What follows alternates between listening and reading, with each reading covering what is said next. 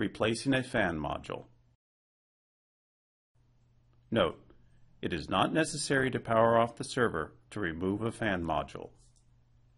Fan modules are accessible through the top cover access door.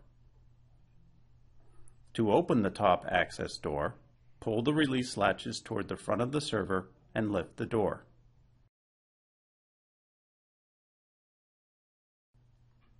Caution: thermal over temperature.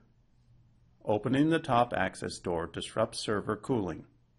Do not leave the server top access door open for more than 60 seconds. LEDs indicate the status of each fan module. An amber LED indicates a failed module. To remove the fan module, grab the fan module bracket and lift the fan module up and out of the server.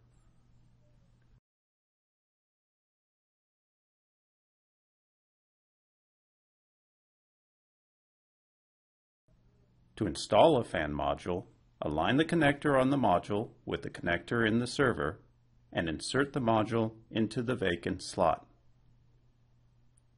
Verify that the green LED indicates that the fan module is operational.